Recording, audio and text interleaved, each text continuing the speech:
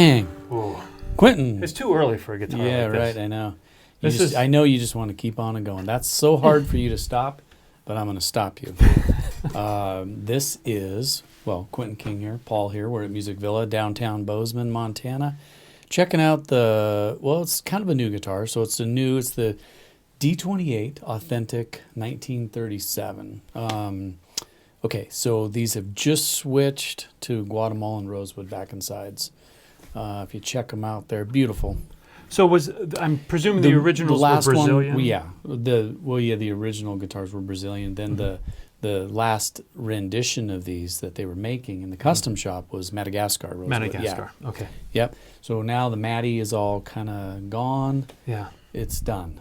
No more Matty for us. It's kind of sad. Finite resources. It's just a great wood. It's really similar to Brazilian. I'm assuming that the Guatemalan Rosewood is the next greatest thing compared to, Well, listeners can be the judge. It looks good, but I think as a tone wood. Right, yeah. Now, granted, it's one component. It's a significant component of the overall design architecture and a good top. But obviously. This guitar, at least, is not lacking for low end projection, volume resonance. And what's interesting is we talk about a lot. When I pick up a guitar and it's light, I usually associate that with something that's going to be a resonant chamber, And I was watching this video.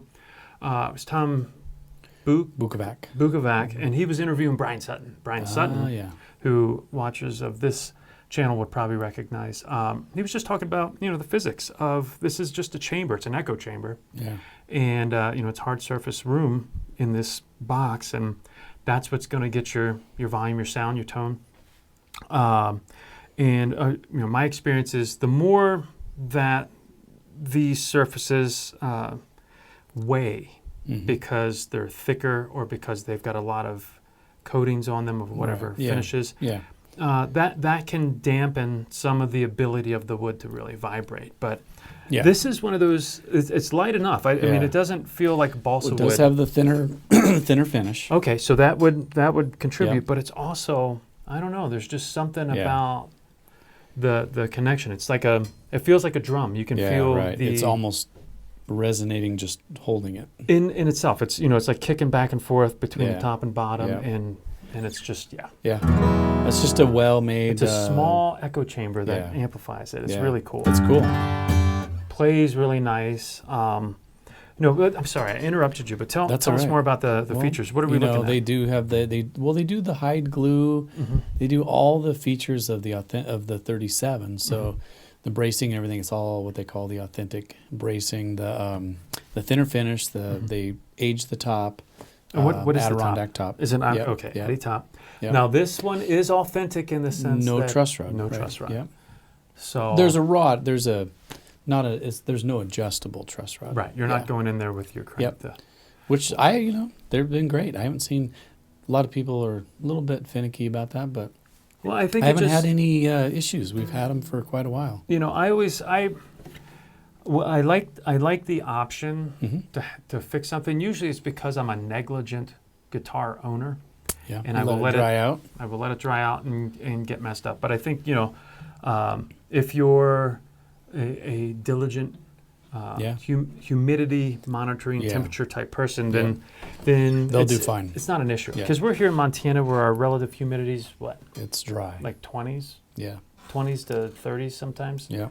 And I can say this one feels pretty good. The action's really nice. We humidify our store too. Well, you do, because that's what I'm saying. Yeah, it's when this leaves the store, you got to really be careful. You would have to recognize that you're getting a replicant of a true vintage instrument, and it needs to be treated with a particular degree of care and feeding for this type, because you don't have the option to reset it. Let's hear it.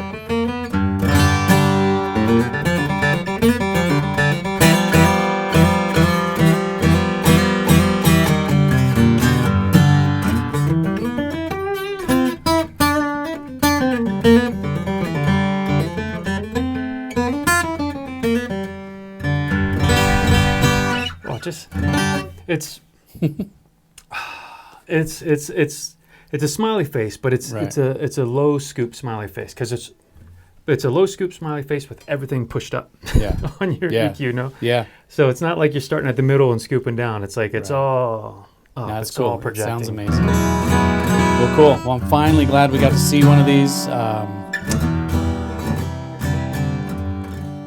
I missed the old one too, though, because the other one, and hopefully they'll do it to this one too, but there's an aged version too. Mm-hmm. Remember the one we had? It was a Madagascar back inside, and it was fully aged. It looked a little worn out, and so they'll probably do that on this one too. But well, I mean, this one's going to be great. Whoever gets this one will be happy to age it themselves. All right, that's it.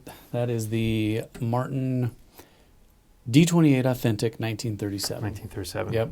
It's a boomer. It's a boomer. It's a big boomer. It's a juggernaut. It is.